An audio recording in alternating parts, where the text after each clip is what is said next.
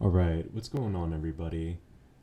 So I've been doing a lot of research on this topic, as you all know from seeing my previous videos, and what I'm trying to do is trying to form a very clear and concise way of presenting this evidence to everybody. So yeah, it might take a little while, but the idea is forming, and I think I am coming up with a good program, I guess you could call it. Okay, so again, we can look at this video together, and the video or the pictures on the left of you guys, the bottom ones are from Trevor James Constable, showing the things that he and a Italian group have pictures that they have taken, and the top ones are your like 1950s through 70s UFO pictures. And so if you're new to this and you don't really know what I'm talking about at all, what I've been trying to do is present the evidence that a lot of these UFOs that people are seeing are actually a form of organic conscious plasmas. When you go through all of the data and all the scientific research about what people have seen, looking at the different videos, and even just studying the data around like atmospheric plasma, or as the USSR called them, atmospheric anomalous phenomena, because UFO is just like it's not a all-around good term to use for what people see in the sky. And to say that doesn't mean that there aren't any nuts and bolts craft. What I'll be showing in the first part of this video, when I'm going through the Project Condign report, is the technology that can be implemented utilizing this technology. Now, when people encounter these things, they all normally say, as the many different Foo Fighter encounters that have happened, the pilots say that it looked like they were toying with them, like they were playing. Or there are many other pilots who have seen these things, or even the STS space missions who have seen these things. They all claim that they were like, floating around, bouncing around. I think even Michael Brown recently, he just said that the video that he had seen seemed like there was a UAP that was just like kind of bouncing around in the shadows, and once it looked like it realized that it was being filmed, so then it tried to like hide or something like that. Like, these things seem to have intention. And when you go into the like the originators of this field of plasma physics, like Hans Alvin and a couple other people, they all say the same exact thing. They say that it seems like these dusty plasmas have intention, like they think for themselves, right? And so this is the scientific synopsis about this. Like, we got to step away from this whole like spirituality aspect of this phenomenon and just look at it for what it is, right? So we know that people have experienced different forms of ESP, telepathy, remote viewing, outer body experiences, all things that, show that the consciousness is non-localized and is separate from the body. When people have encounters with these beings or with the orbs, they all speak about having a telepathic communication, a connection. Well, how does that happen? Well, where these beings are from, these plasmas, they're from the 0 point field, or you could call it the ether, or as you hear all the time on Star Trek, subspace. And what do they encounter sometimes when they're utilizing subspace? Well, they encounter these strange organisms, right? This is the exact same. That's reality. Like, there are living disembodied entities that exist inside of this 0 point field. And whenever parts of the atmosphere are ionized or they're highly energized, it allows for these coherent plasma, dusty plasmas, to manifest and show themselves. And there could be a whole litany of different things that will allow these things to come into our domain or reality. But here's some pretty cool pictures from Giza. If I can click on it, zero mistakes. Sorry, you guys, I am still learning how to use this. All right, we could just close this bad boy. Okay, so yeah, these are some pictures from Giza, and you'll see it's some form of gosh, why can't I click it? It's so weird. Yeah, some, like a pink orb, right? And so this would be constituted as an atmospheric anomaly. And look closely, you can see that there's a line coming off of it, right? It's very faint, but it's definitely there. There's some form of protrusion coming down to the ground. Now, this is the exact same thing that we see when we look at the videos from Plasmoid Anomaly Study Group.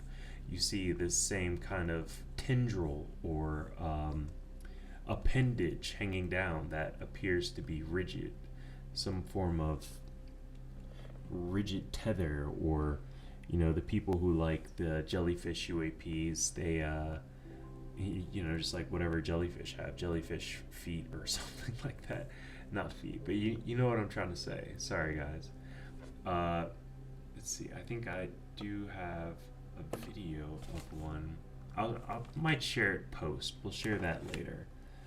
Alright, so I'm going to jump into this research document, and people have seen my channel before. They know this document very well, and what it is. This is Project Condign, Unidentified Aerial Phenomena Report. This was made by the UK Defense Department. I think it's the D115 or something. It's a very secret organization in the UK who was tasked with studying this. Yeah, and anybody can find this. You just go on archive.org and type in, Project Condign, and it'll come up. And it's extremely interesting and extremely in-depth. So I'm no researcher or anything like that, so I'm just practicing how to do that. But if you guys can see here, I've been taking some very crappy notes and just jotting down different areas that I want to, read to you guys or relay to you guys, just some key points. And then from that, I'm going to tie it into the work that Trevor James Constable has done.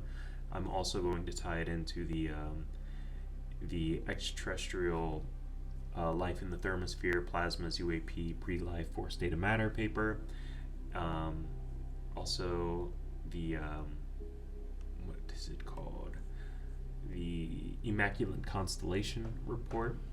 And Eyes on the Sky, a UAP research and field study off New York's Long Island coast, where the Tedesco brothers, they developed a system, or you call it an RV, a vehicle that they modded so that they could film these anomalies. And it's a very in-depth study, as well as the extraterrestrial life in the thermosphere, and as well as the Project Condign. Now, the reason why a lot of people didn't like this report when it first came out, I think in 2005 to the public, after it was FOIA'd, was because in the report he's not saying, yeah, there are these nuts and bolts craft coming here and these aliens are coming out, right? No, what he was saying basically is that there's definitely something there, that we don't really understand, and he seems to be touching a lot on plasmas and the different types of plasmas that exist. And now the disconnect, or the thing that the UFO community is missing throughout this entire thing, is what Trevor James Constable has been studying, which is, these conscious plasmas, the disembodied consciousness that are able to manifest into our reality, right? And when you start looking at a lot of the old text and a lot of the old encounters, I guess the Book of Enoch, or Moses when he saw the burning bush, or the many different tales of the jinn, these smokeless flames, right? Those could all be constituted as a plasma. You're seeing this undulating, toroidal looking, flaming, coherent ball of light, right, that is speaking to this individual. And this ties into what many recent encounters have been. A lot of people have discussed having telepathic communications with during these encounters. So, as I was saying, this is a very in-depth document, and let's see, I think starting off, I kind of messed up a little bit, so I'll just skip the exotic technology and I'll come back to that because I need to kind of comb through it a little bit more in depth and jot down which specific parts I want to share with you guys. But we can look at, exotic solutions. Exotic solutions may be postulated, but these often lead to the necessity for some form of force beyond human understanding and contrary to the laws of physics as we understand them. This leads to such ideas as gravity cancellation, teleportation, propulsion without reaction, force fields, right? See the MH370 teleportation videos. And there's actually a guy who worked at DARPA who came out on Project Unity who was literally talking about force fields and stuff like that. It's extremely interesting, And I think this is another reason why a lot of this technology is hidden, because if they were to come out and be like, yes, there's this 0-point field that we can tap into, garnering free energy and teleportation, faster than light travel, etc. What with that comes, the realization that consciousness is non-localized, right? And that, our essence continues on after death, not in some weird heaven or hell thing, but just of a natural process of the universe. We all know that the perspective of reality and life has been obfuscated by the religious hammer that basically enslaved millions, throughout the years and killed tons, right? But let us continue. So I think 82 is the next one that I wanted to share with you guys, and this is where it gets interesting. So this report, as I was saying, is heavily based in the UK. So a lot of the things that he discusses is in the UK. For some reason it did not go all the way. Here, let's just fast forward all this. Yeah, I highly suggest people check out this document for themselves because it's very illuminating. Oh yes, I wanted to share this too. You could see how these are X'd out, so like they had to redact a lot of stuff from this document. And so SR-71, you all know what that is, the Blackbird. But then we got this, what are these two things right here? I'm pretty sure that's the TR-3B. I don't know, I'm, just jotting that out there real fast, but I'm speculating it's that. So yeah, whole host of things just exit out. Alright, so that was not what I wanted to read. Again, you guys, zero mistakes. I'm very new to this. I'll just go through this real fast. Yeah, Blackbird and most likely TR-3B. We got this weird design ship, looks pretty cool. Another one, exit out. What is that? You got this bad boy, these two bad boys, and then you got this one that looks like straight out of a science film, right? But many people have said that they've seen a rectangle hovering in the sky, or a diamond-shaped craft. There's a diamond-shaped craft right there, right? Very, very, very interesting. Alrighty, so here we are. Let's go to 119. There we go, ley lines. Alright, so 1, 2, 3, 4, 5, 6, 7, 8. Alrighty. So I think I'll just do this one and then we'll come back and I'll do some more. So yes, this part of the document will be discussing ley lines, earth lights, and UK Earth fault lines, which, as we all know, produces earth lights or plasmas that are generated by the piezoelectric activity of the earth, the granite and other felspar, whatever, rubbing together and squeezing that crystalline quartz that's found in the plates, and that creates energy that goes up into the upper atmosphere, in between the ionosphere and the thermosphere. Maybe, I'm not sure. Don't quote me on that, please. Alright, so here we are. Ley lines, earth lights, and UK earth fault lines. Ley lines. This aspect is briefly investigated because of the suggestion that the location of ley lines and UAP sightings may be linked in some way, and even in coincidence. The name ley lines was coined in 1921 from the old terminology, the lay or lie of the land. The suggestion of a UAP connection seems to have originated from a French investigator who postulated that there was a tendency for UFO sightings to appear in straight lines. These were then called orthotenies. Further investigators, 2 and 3, respectively linked archaeological and astronomical interest to the theory. A ley line is stated to be a straight or nearly straight line, which some have connected with ancient sites. If you guys go through my old videos, you'll know that I am very interested in this aspect, and I think that it's completely true. Just to jump out of this document real fast, you can see different megalithic sites on these ley lines all across the world, right? Especially in the UK, what do we find next to these earthworks or, ancient sites? Crop circles. How are crop circles made? Well, there's, people say they see orbs of light that create these crop circles. Well, what's under many crop circles? Chalk aquifers, or gigantic chalk deposits, which have electrical properties to them, right?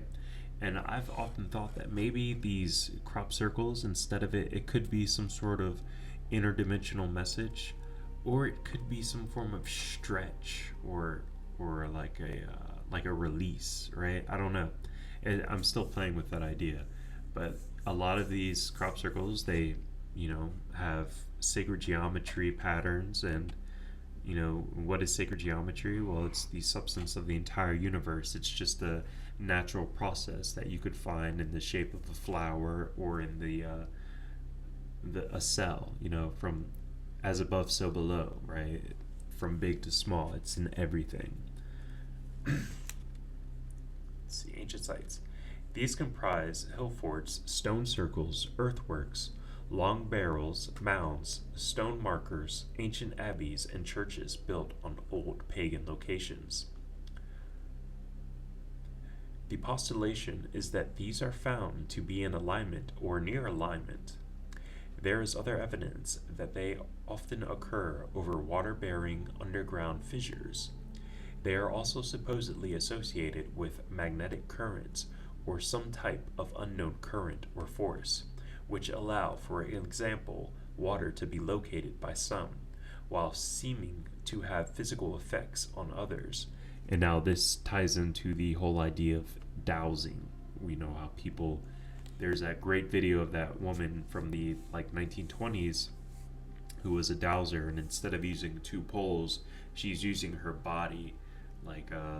It's pretty crazy, but how birds can use the magnetic field, or fish can use the magnetic field to navigate on the planet. Well, in the distant past, in Stanford has already shown this in their research, we had that ability too, to interact and connect with the magnetic field of the earth. But for some reason it's been dampened, and in many aspects is being destroyed by our current civilization. On occasions, a plan of several ley line groups has reportedly shown replica astronomical patterns, e.g. bear. Numerous plots of these ley lines can be made by simple reference to ancient sites and markers, etc., found on Ordnance Survey maps. Interesting.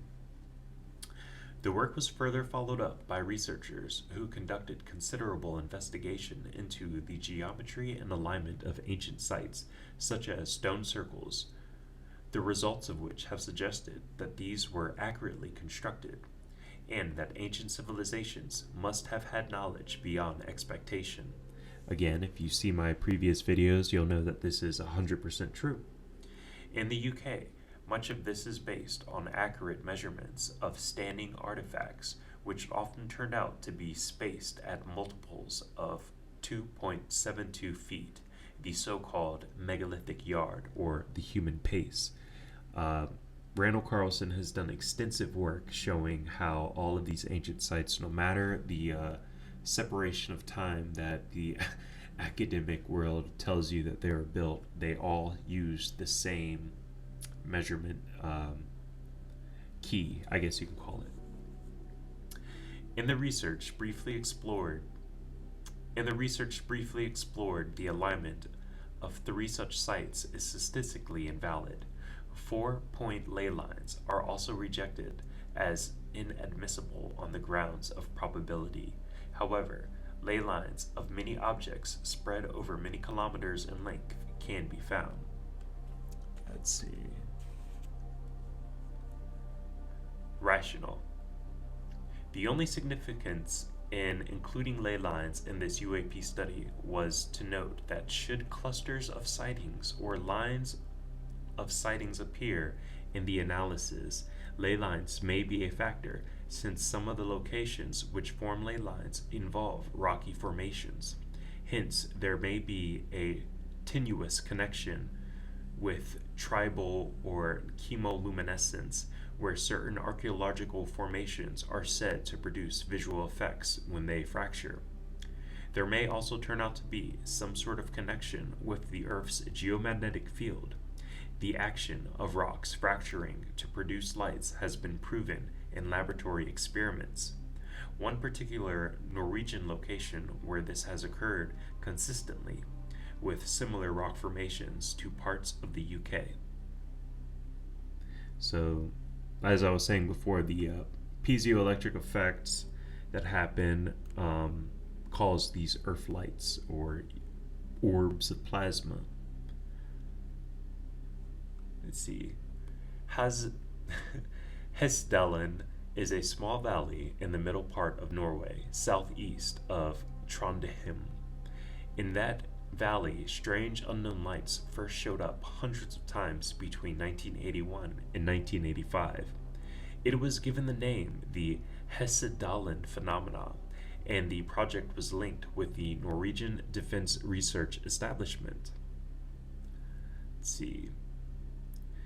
In June of 1983, Project Hassendel started, the main purpose of which was to collect as much scientific data as possible.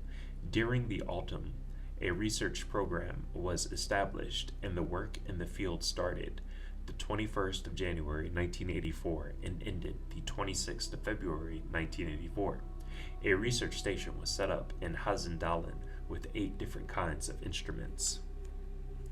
And let's see, 8 different kinds of instruments. I think, okay, yeah, so spectral. And you guys can read all this too, but I just keyed out some of the most important things that I found really interesting that tie in to what I'm trying to share. Everything else has its place, and I'm sure it can be used, but these specific things just further prove the work that Trevor James Constable has been doing. So here we are. The spectrum analyzer. Sometimes there were electromagnetic signals with harmonics of about 80 MHz. Radar. The lights could be seen on the radar.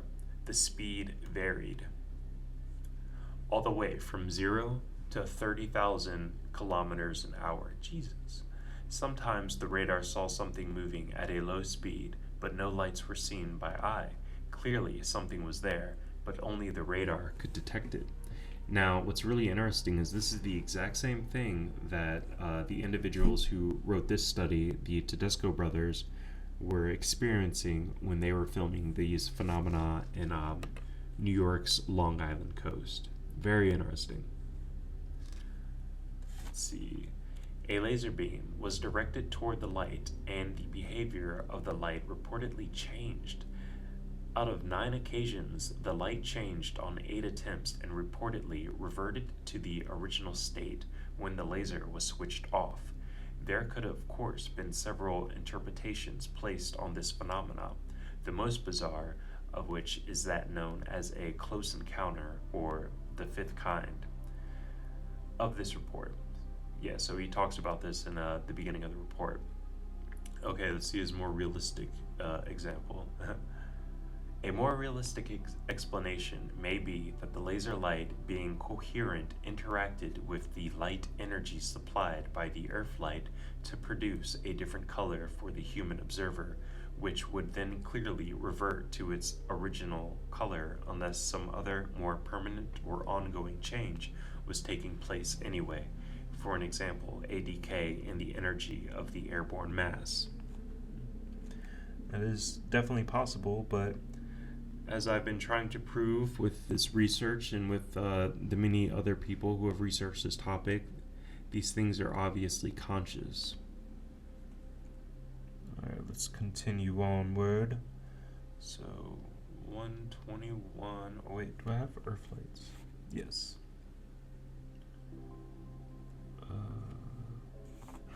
I swear I'm gonna get good at this, you guys, so that this just runs more smoothly. Let's see. Okay. So yeah, we'll discuss Earth lights real fast. Earth lights. The phenomenon of Earth lights is based on the fact that physical and electrical forces accumulate in areas of seismic activity, possibly over weeks or months, and the resultant stresses in rock formations finally result in rock fractures. At the moment of fracture, and proved by laboratory experiments, these produce electrically charged particles before bursting, which is manifested as light when the fracture occurs, whereas an earthquake releases energy in a major form. Pre- and post-earthquake stresses are the likeliest times for earth lights to be reported. It is claimed that the anomalous light phenomena occurs at land or sea, underwater fault lines, for example, Loch Ness, Loch Tay. Over water, the lights have sometimes been described as green, and globe shapes have been said to change to triangles. Very interesting. Let's see. I think we had some more.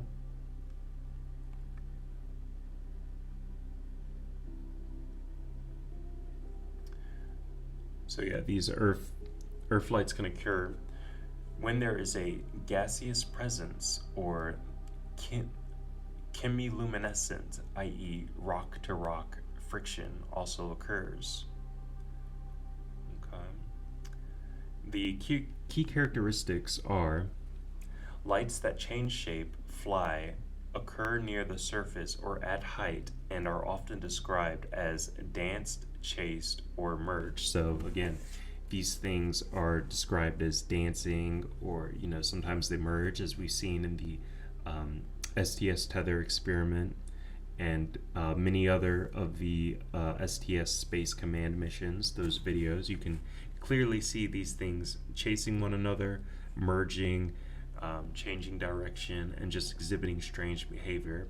And the many pilots, from the past and now, have all claimed that these Foo Fighters, these balls of light in the atmosphere, seem to dance around them.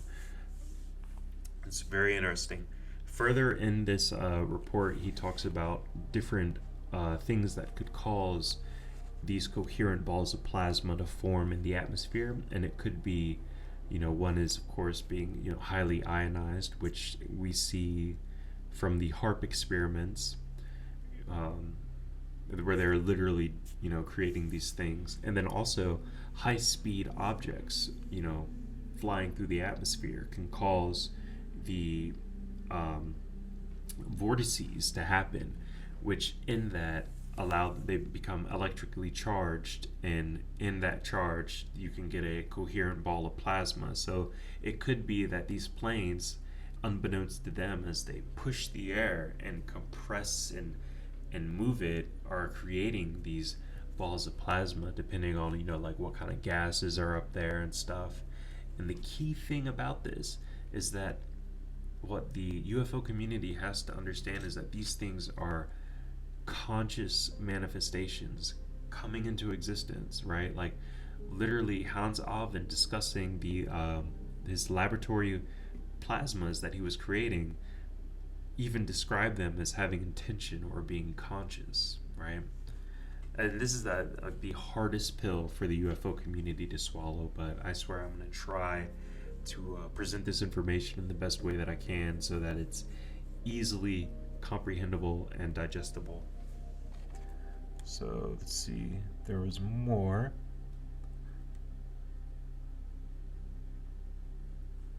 Lights change stance. Most reports are likely at night, even though the phenomena occur in the day. Sounds are sometimes heard. An emission of EM waves or other unknown energy fields are present. This is very interesting, talking about force fields. Shapes appear and disappear and normally take the form of triangles with rounded corners. This is all just so riveting. So here we go. Let's see. Tadpoles, square front with tail. Spheres, globes, boilids, and orbs. See above. Discoidos, these toroidal shapes seem to be forming. And further in this document, he discusses the properties of interlocking vortexes, which seem to cause the coherence to happen. Let's see. These can all flash, flutter, flicker, or flip in motion. Occasionally, they are described as basketball size, but diameters of 8 to 100 meters have been reported. So the flash, flutter, and flicker thing is super fascinating to me because this is exactly what I filmed. And to me, it's no question. Like, these things can respond to your telepathic intention, right? Like your energy, you're putting out this energy or intention into a space. Our thoughts traverse through the ether. It's similar to remote viewing, right?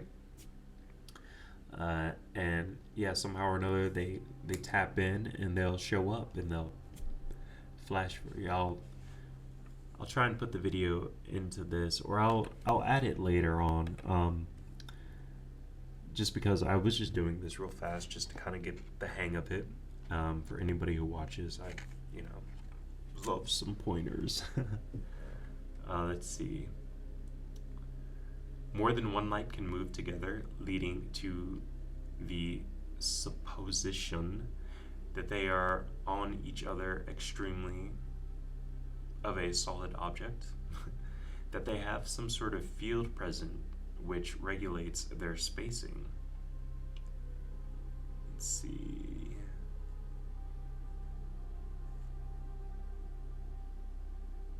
Yeah, all of this stuff is just super, super interesting to me, and unfortunately, I think that my notes are a little combobulated and not really, like the best format. So I'm just gonna end this one here, and yes, if you guys would like to read this for yourselves until I come back and kind of present it in a more full manner, maybe a little earlier, this is page 122 on the Project Condign report. And what I will do with everybody now is I will end it with this incredible video of these plasmas interacting with each other, literally. So now let's add a window. Come here. Bam, bam. Alrighty. So yes, on my TikTok account, I have been presenting videos and evidence that I've taken from the Plasmoid Anomaly Study Group channel. Just showing his videos because he has thousands of them, and also presenting this evidence in a very informative manner. And this one right here always gets me, but the thing you have to remember is that he has many videos just like this of these things interacting with one another. So yeah, I'll just let this thing play through, and yeah, we'll end it here. Again, remember the pictures on the side of me, the bottom ones are Trevor James Constable's pictures that he took with a IR camera, and the top ones are of the just old UFO, your standard pictures that people have taken from the past. But yes, you can clearly see these two plasmas communicating with each other. And people will say, oh, this is a balloon, right? But first of all, they're moving in separate directions. And secondly, I've never seen a balloon like this, right? And also, they are clearly flashing at each other. Like, it's pretty obvious, right? But again, this topic is very hard for the UFO community and I guess the layperson to comprehend, one, and if they can see what's going on, it's hard for them to even accept it because it just shatters their entire reality, similar to the Image 370 teleportation videos, right? Like, we have the science behind that, we have the information behind it, why they did it, who did it, what kind of technology was it, and yeah, luckily the topic is just growing more and more attention, right? Like getting on people like Candace Owens or the Redacted podcast, getting millions of views. Luckily Ashton Forbes have just been, powering through, in the community behind him have really been putting in the work, and I applaud them 100%. And I feel as just like that is getting more attention and people are starting to wake up, the same will happen with this information here. But yes, you all. So if you watched the entire thing, I really hope you enjoyed it, and I look forward to making this a little bit more concise, and I've got a good idea of how I can do this to just present the evidence a little bit more streamlined for everybody. But yes, I hope you all are doing amazing, and yeah, please like, comment, and subscribe. Much love. Peace out.